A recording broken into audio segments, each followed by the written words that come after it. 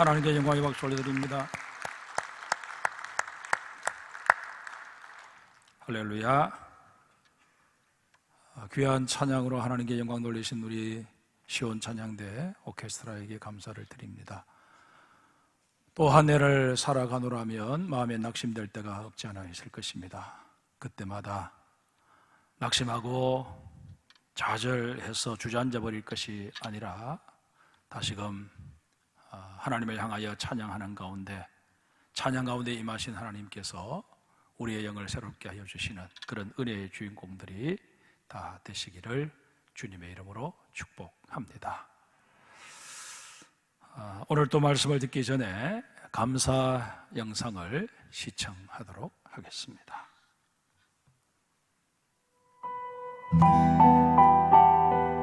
어린 시절 교회에 곧잘 다니던 남동생이 교회를 떠난 지 40년이 되었습니다. 저와 가족이 계속 기도해 왔는데 올해부터 어머니 손잡고 교회를 간다고 약속을 합니다. 오랜 시간이 지났지만 저와 가족들의 기도에 응답하신 신실하신 하나님께 감사를 드립니다. 그리고 하나님 사랑합니다. 하나님 믿음을 주셔서 감사합니다. 하나님 지혜를 주셔서 감사합니다. 하나님 일을 잘하게 해주셔서 감사합니다. 새해 복 많이 받으세요.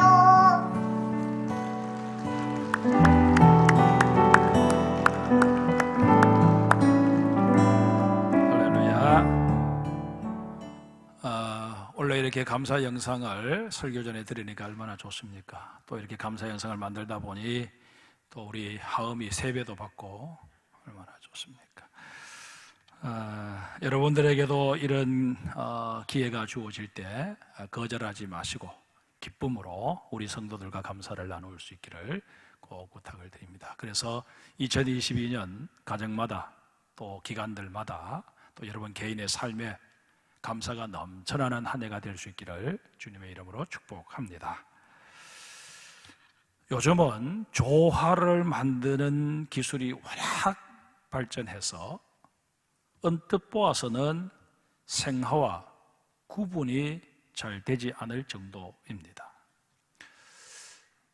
저게 생화인가 조화인가 싶어서 가서 만져보아도 저처럼 좀 이렇게 감이 떨어지는 사람은 잘 구분이 안 될 정도로 정말 정교하게 만들어져 있습니다. 그러나 여러분, 아무리 조화를 만드는 기술이 발전해도 조화와 생화 사이에는 어쩔 수 없는 결정적인 차이가 하나 있기 마련입니다. 무엇일까요? 어떤 분은 향기라고 그렇게 말씀을 하시는데, 요즘은 조화 속에 향수나 방향제 같은 것을 넣어두어서 향기가 나도록 하기도 합니다. 생화와 조화의 차이는 다른 데 있는 것이 아니라 바로 생명력에 있습니다. 조화는 아무리 그럴듯하게 생화를 흉내내어도 생명력만은 흉내낼 수 없습니다. 이것은 조화 속에는 더 이상 아름다워질 수 있는 내면의 힘이 없음을 의미합니다. 조화는 처음 만들어진 그 모양이 전부입니다. 그게 최상입니다. 더 나아질 수가 없습니다. 아무리 세월이 흘러도, 아무리 닦고 다듬어도 그 이상은 될 수 없습니다. 우리 그리스도인들도 마찬가지입니다. 세월만 보낸다고 해서 우리의 신앙이 성숙되느냐? 결코 그렇지 않습니다. 사람에 따라서는 안타깝게도 일평생 무늬만의 그리스도인, 이름만의 그리스도인으로 그렇게 살아갈 수도 있다 하는 것입니다. 이름만 그리스도인이어도 겉모양은 그럴듯하게 꾸밀 수 있습니다.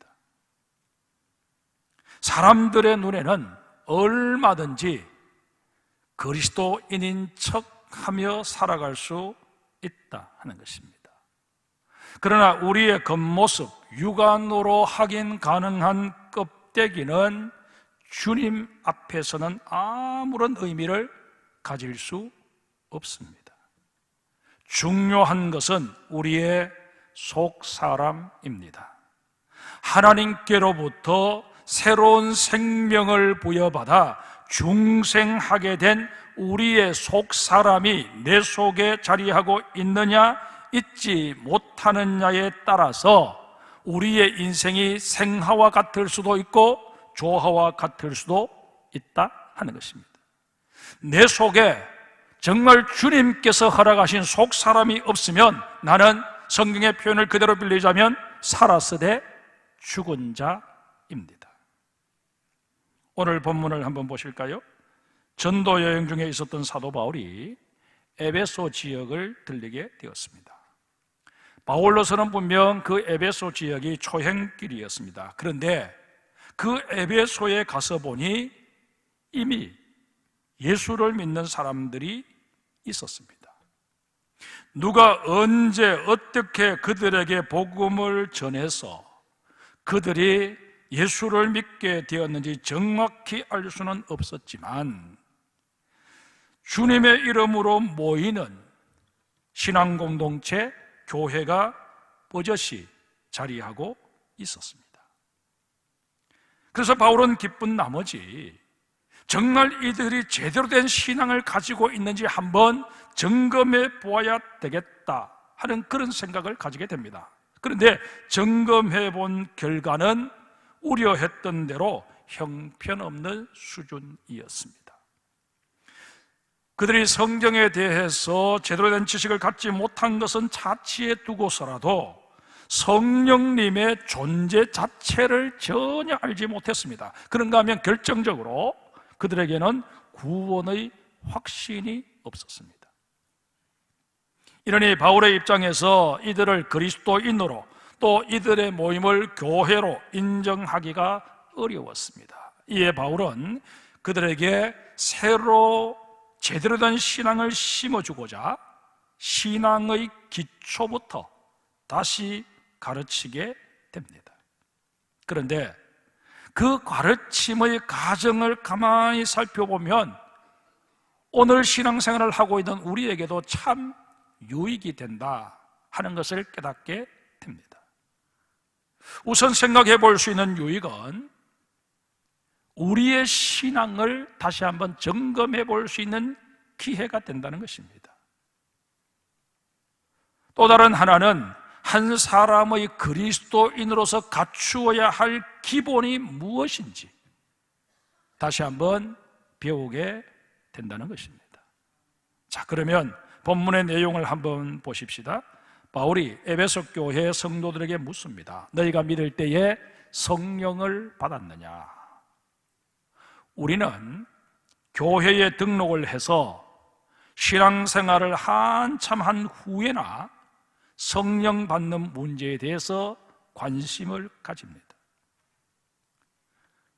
어떤 분을 전도해 온 우리 성도님들도 얼마까지는 그분이 주일 예배에 빠지지 않고 잘 출석해 주는 것만으로 감지덕지해서 그 이상의 것을 요구할 생각조차 하질 않습니다. 하지만 바울은 전혀 그러지 않았습니다. 바울은 적어도 그리스도인이라면 이 정도의 조건은 기본적으로 갖추어야 한다 하는 분명한 입장을 가지고 있었습니다. 신앙에 관한 한 좋은 게 좋다는 식으로 얼렁뚱땅 넘어가는 법이 결코 없었다는 것입니다. 바울은 주님의 이름을 부르는 사람들이 아무리 많이 모여있다 할지라도 거기 주님께서 보내신 성령님이 함께하지 않으시면, 그들의 심령 속에 성령님이 임재해 계시지 않으시면 그 모임은 아무것도 아니다 하는 그런 입장을 취합니다. 말을 바꾸면 성령 받지 못한 상태에서는 10년 아니라 수십 년 예수를 믿는다고 해도 다 헛믿은 것이 될 수 있다 하는 것입니다. 여러분, 믿음이 무엇일까요? 믿음은 우리의 의지의 산물이나 노력의 산물이 결코 아닙니다. 믿음은 100% 하나님의 선물입니다. 다시 말해서 성령님의 도우심이 없고서는 결코 얻을 수 없는 것이 믿음이라는 것입니다. 이렇게 볼 때 너희가 믿을 때에 성령을 받았느냐 하는 이 바울의 질문은 너희의 믿음이 진정 하나님께서 선물로 주신 것이냐라는 질문이 되기도 합니다. 나 스스로 믿음 있다고 생각해 버리고 착각하며 살아가는 것만큼 위험한 것도 없을 것입니다. 믿음이 하나님의 선물이라면 성령님을 받는다는 것은 또 무슨 의미일까요? 성령을 받는다는 것은 성령님의 사역이나 능력에 대해서 몇 가지 아는 것을 의미하지 않습니다. 성령님에 대해서 우리가 아무리 많은 지식을 가지고 있다고 할지라도 그 지식으로 인해 성령님께서 우리에게 임하시는 것은 결코 아닙니다. 또한 성령님을 받는다는 것은 감정이 고조된 상태에서 소위 말하는 입신, 엑스타시를 경험하는 것이 아닙니다. 이런 엑스타시의 경험은 성령님의 역사와 아무 상관이 없는 다른 신비 종교에서도 얼마든지 일어나는 일이기 때문입니다. 성령을 받는다는 것은 예수님께서 말씀하신 대로 하나님께서 보내주신 거룩한 영이 내 마음속에 들어오셔서 나의 몸과 마음을 온전히 주관해 가시는 인격적인 사건을 의미합니다. 따라서 성령 받은 자는 자연스럽게 그 삶이 변하게 되어 있습니다. 생각이 바뀌고 언어가 바뀌고 가치관이 바뀌고 삶의 우선순위가 바뀌게 되어 있다는 것입니다. 그야말로 이제는 내가 사는 것이 아니라 주님께서 내 안에 사신다 고백했던 그 사도 바울의 고백에 아멘하며 실제로 자신도 그렇게 살아가게 된다 하는 것입니다. 이해를 돕기 위해 우리의 신앙생활과 연관해서 성령님께서 하시는 일이 무엇인지 핵심적인 것 몇 가지만 나열해 보겠습니다. 우선 성령님의 역사가 아니시면 그 누구도 예수님을 구주로 고백할 수 없습니다. 여러분과 저의 마음속에 예수님은 나의 구세주다, 그분이 십자가에 달려 돌아가심으로 말미암아 내 죄가 사함을 입었고 내가 그 십자가를 바라보면 나는 구원을 얻을 수 있다 하는 이 사실이 확실히 믿어지면 그것은 여러분의 의지의 산물이나 지식의 산물이 아니라 성령님께서 주신 감동인 줄 믿습니다. 또한 우리가 거듭나게 되는 것도 성령님의 역사입니다. 성령님은 우리가 하나님의 자녀인 것을 증거하십니다. 성령님은 또한 우리의 삶 가운데 함께 하셔서 위로자가 되어 주십니다. 거기에 더하여 우리로 하여금 능히 죄와 싸워 이기게 하십니다. 그리고 우리의 일상생활 속에서 성령의 열매를 끊임없이 맺게 하십니다. 이렇게 볼 때 신앙생활 시작에서부터 마침에 이르기까지 성령님은 끝없이 관여하시는 분이십니다. 이런 까닭에 성령님 없는 그리스도인은 상상할 수 없습니다. 아니, 존재할 수 없습니다. 나는 성령님에 대해서는 알지도 못하고 거부한다. 하지만 나는 예수 믿는다. 나는 그리스도인이다. 성립될 수 없는 말입니다. 그러면 보십시다. 에베소 주에게 교인들이 너희가 믿을 때에 성령을 받았느냐 하는 이 바울의 질문에 대해 아니라 우리는 성령이 계심도 듣지 못하였노라 대답을 합니다. 이 말은 이제까지 우리가 그리스도인인 줄 알았는데 알고 보니 아니었다 하는 솔직한 고백입니다. 로마서 8장 9절에 이런 말씀이 있습니다. 만일 너희 속에 하나님의 영이 거하시면 너희가 육신에 있지 아니하고 영에 있나니 누구든지 그리스도의 영이 없으면 그리스도의 사람이 아니라. 정말 조심스럽지만 꼭 짚고 넘어가야 할 문제이기에 감히 말씀을 드립니다. 이 로마서 8장 9절에 근거하면 이렇게 주일 예배에 참석한다고 해서 모두 그리스도인은 아닐 수 있다는 것입니다. 그리스도의 영, 곧 성령님께서 그 속에 계셔야만이 그리스도인입니다.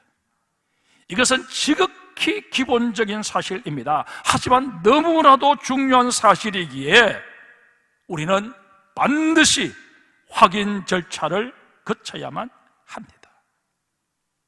너무 민감한 사안이다 보니까 괜한 두려움에 차일피일 미룰 일이 아닙니다. 미온적인 태도를 취할 문제도 아닙니다. 정말 여러분과 제가 이렇게 예배를 드리면서 찬양을 드릴 때에 이게 그저 내 목소리 자랑하기 위해서 그냥 막 이렇게 발성하듯이 그렇게 노래를 부르는 것이냐, 아니면 정말 이 찬양을 들으시는 하나님을 내가 생각하면서 그 하나님 앞에 이 찬양이 올려지고 그 하나님의 이름이 높여지기를 간절히 소망하는 마음으로 그렇게 정말 하나님 앞에 찬양을 올려드리느냐, 이 차이는 엄청난 것입니다. 그런데 이 차이를 누가 결국 결정하느냐? 내 속에 자리하고 계신 성령님이 결정하신다는 것입니다. 장로님이든 아니면 우리 집사님이든 권사님이든 앞에서 기도를 인도할 때 우리가 그 내용에 대하여 아멘을 그렇게 하며 화답을 합니다. 그런데 이게 습관적으로 그렇게 나오는 아멘이 아니라 정말 하나님, 저 기도는 나의 기도요, 저 기도대로 내가 살아가기를 원합니다 하는 그런 마음이 내 속에 들고 내 마음이 뜨거워지는 것을 경험할 수 있을 때 이것은 나의 의지가 아니라 성령님께서 내 속에 주시는 감동인 줄 믿습니다.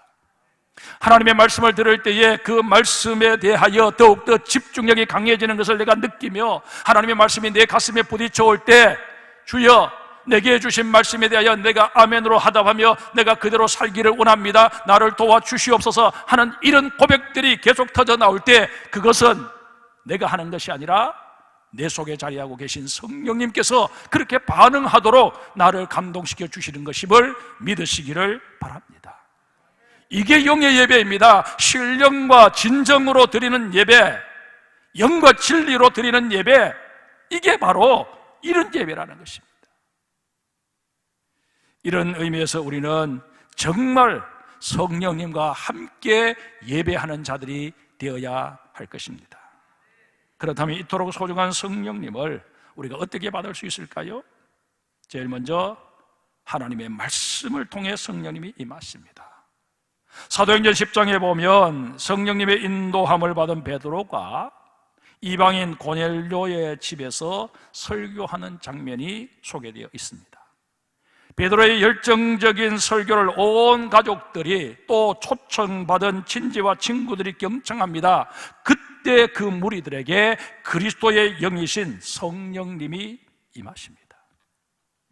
사랑하는 성도 여러분, 성령 충만을 경험하기를 원하신다면 이렇게 예배에 참여해서 말씀을 들을 때에 귀를 열고 경청하시는 습관을 키워가시기를 바랍니다. 선포되어지는 말씀 한마디 한마디가 모두 나에게 주시는 하나님의 말씀이라 믿으며 이 말씀을 내 삶 속에 어떻게 적용할 것인가 고민하고 결단하는 마음으로 또 헌신하는 마음으로 말씀을 경청할 때 하나님께서 여러분의 마음속에 놀라운 감동과 깨달음을 허락하여 주실 것입니다. 어느 순간에 내 마음이 뜨거워지는가 하면 내 눈에서 나도 모르게 눈물이 흘러내리고 때로는 심령 깊숙한 곳에서 아멘이 터져나오는 그런 경험을 하게 될 것입니다. 이게 여러분 말씀과 함께 임하시는 성령님의 역사입니다. 히브리서 4장 12절에 하나님의 말씀은 살아있고 활력이 있어 좌우의 날선 어떤 것보다도 예리하여 혼과 영과 관절과 골수를 찔러 쪼개기까지 하며 또 마음의 생각과 뜻을 판단한다, 그렇게 말씀하십니다. 이 말씀은 하나님의 말씀 속에 성령님이 역사하신다 하는 그런 의미입니다. 하나님의 말씀인 성경책이 여느 책과 다른 이유가 바로 여기에 있습니다. 어떤 선교사가 우리가 구소련이라고 말하는 소비에트 연방 그 땅을 여행하게 되었습니다. 구소련의 그 넓은 대륙을 가로지르는 열차를 탄 터라 오랜 시간 여행을 해야만 했습니다. 이 긴 시간 동안 내가 뭘 할까 생각하던 중에 앞에 보니 한 중년의 남자가 앉아서 별 할 일 없이 그렇게 차창 밖을 내다보고 있는 것을 보게 되었습니다.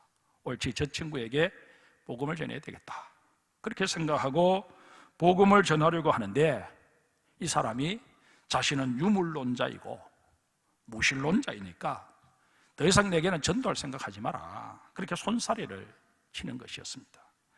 이 선교사는 하는 수 없이 자신이 가지고 있던 러시아어로 되어 있는 성경을 건네주면서 이거 선물이니까 나중에 댁에 가지고 가셔서 시간 날 때 한번 읽어보십시오, 그렇게 부탁을 했습니다. 그러자 이 중년 남자는 싫다는데 왜 그러느냐고 소리를 지르며 주어진 성경을 차창 밖으로 내던져 버렸습니다. 무언을 당한 선교사는 내심 불쾌했지만 아직 하나님의 때가 아니려니 생각하고 전도를 포기할 수밖에 없었습니다. 이 일이 있은 후 한참 세월이 흐른 어느 날이었습니다. 이 선교사가 묵고 있는 여관으로 한 낯선 사람이 찾아왔습니다. 찾아와서는 다짜고짜 자신에게 세례를 베풀어 달라고 요청하는 것이었습니다. 선교사는 너무 반갑기도 하고 기뻤지만 영문이나 알아야 되겠다 하는 생각에 자초지종을 물어보았습니다. 그 방문객이 말합니다.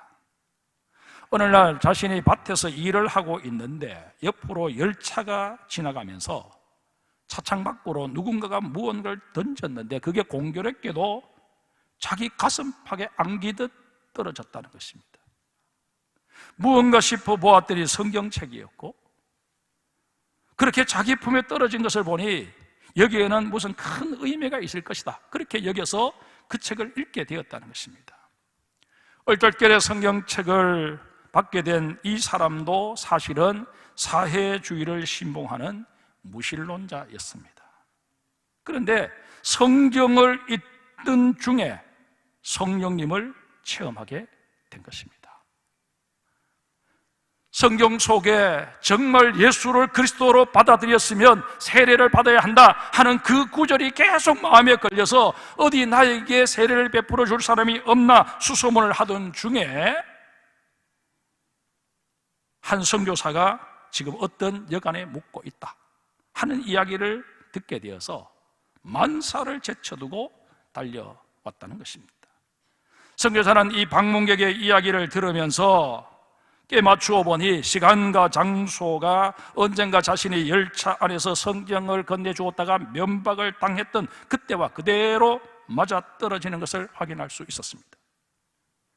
선교사는 그제야 무릎을 탁 치며 그때 내가 면박을 당한 그것이 너무 속상했는데 하나님께서는 오히려 그 상황을 통해서 이 한 영혼을 구원하시고자 작정하고 계셨구나, 그렇게 고백하며 하나님 앞에 영광을 돌렸다는 이야기입니다.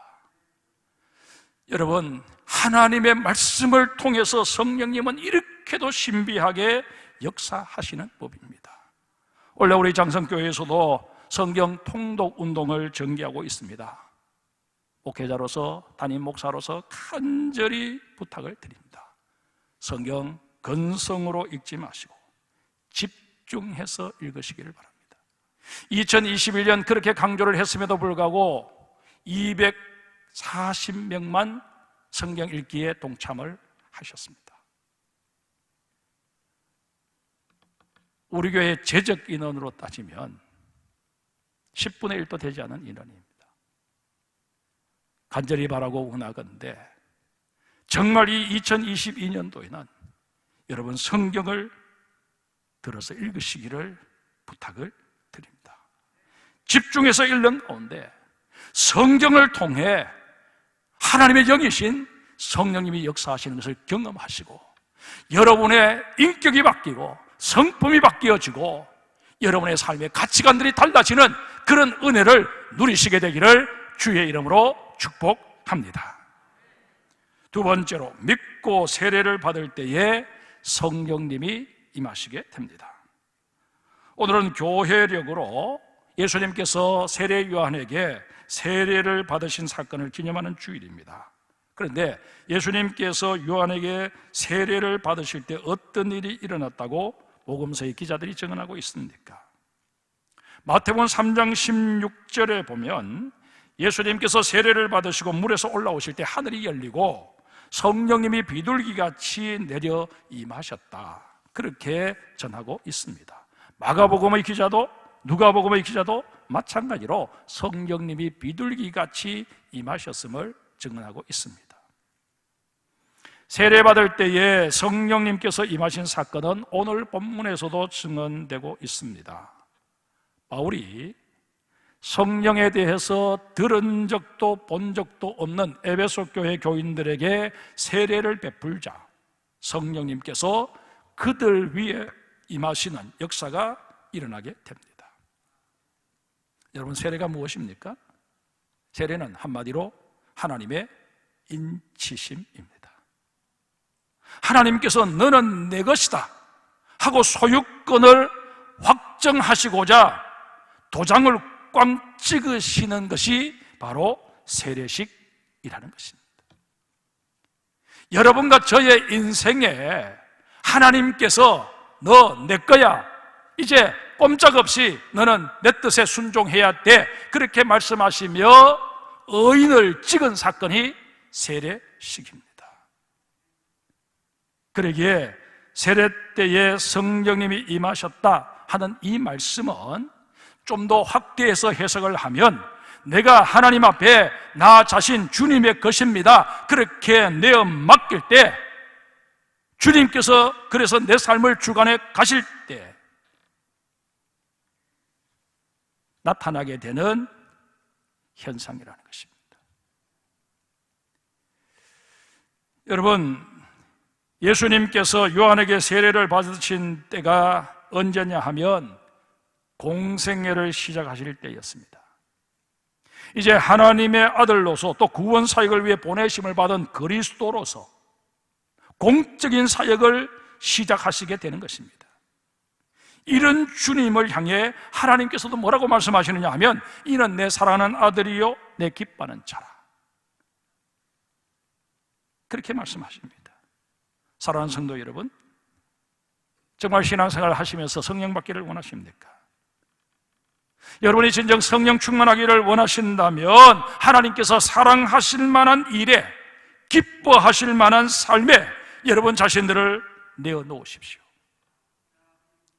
하나님의 영이신 성령님께서는 아무런 의미 없이, 아무런 목적 없이 그저 마음 내키는 대로 우리에게 임하시는 분이 결코 아니십니다. 이제 이 몸을 주님 위에 기꺼이 내어드립니다. 내가 주님과 더불어 영원히 함께 동행하기를 원합니다. 진심으로 서원하며 자신을 하나님께 위탁할 때 그 사람에게 성령님께서 임하십니다. 무작정 성령 받기를 구할 것이 아니라 우리 자신을 하나님께서 원하시는 사명의 자리에 세우십시오. 그러면 하나님께서 능히 그 사명을 감당할 수 있도록 우리에게 성령님의 임재를 허락하여 주실 것입니다. 그리고 그 성령님 우리와 함께 하셔서 능히 우리가 서원한 그 사명을 감당할 수 있도록 도와주실 것입니다. 2022년도 여러분 이런저런 사역을 맡으셨지 않습니까? 그 사역, 내가 가지고 있는 경험, 내 지식, 내 열심, 내 인간관계 이런 것 가지고 감당해내면 된다, 그렇게 여러분 생각하지 마시고 정말 그 사역이 무엇이든 간에 그 사역 주님 앞에 내려놓고 주여 이 사역을 내가 감당하기를 원합니다. 주님 이 사역을 감당할 수 있는 능력을 내게 허락하여 주옵소서. 나는 연약한 존재입니다. 또다시 작심삼일되기 쉽습니다. 그러기에 주의 성령님이 나를 도와주셔야 되겠나이다. 여러분 나름대로 개인적으로 작정하고 주님 앞에 기도하시고 그 사명을 감당해낼 때 사명의 자리마다 하나님의 영이신 성령님이 함께하여 주실 줄 믿습니다. 세 번째로, 기도하는 자에게 성령님은 임하십니다. 사도행전을 일컬어 우리가 성령행전이라 그렇게 말합니다. 사도행전은 이름 그대로 사도들의 행적을 기록해 놓은 책입니다. 그런데 그 사도들의 행적이라고 하는 것이 성령님과 동행한 것이었기 때문에 성령행전이다 그렇게 불러도 전혀 무리가 되지를 않습니다. 사도행전 2장에 보면 예수님의 제자들이 다락방에 모여서 기도할 때 성령님이 처음 임하시게 됩니다. 그 장면으로 다시 돌아가 보면 오순절 날이었습니다. 제자들이 또 따르던 무리들과 함께 모여 기도를 하고 있었습니다. 그런데 갑자기 하늘로부터 급하고 강한 바람 같은 소리가 들려옵니다. 그리고 또한 불의 해같이 갈라지는 것이 그 모인 사람들 머리 위에 임하는 것을 목격하게 됩니다. 주님께서 약속하신 보혜사 성령님께서 임하심으로 드디어 성령 시대가 개막된 것입니다. 이처럼 성령 시대는 기도 중에 시작되었습니다. 따라서 그 후 성령님의 역사 역시 기도하는 자에게 임하는 것이 아주 보편적인 모습이 되었습니다. 기도의 사람 조지 뮬러는 전생애를 통해 1만 번 이상 기도 응답을 받았다고 하지 않습니까? 그가 하는 그 고아들을 돌보는 일이 하나님 보시기에 너무나 아름답고 귀했기에 그가 기도하는 모든 것 가운데 성령님이 함께하여 주신 것입니다.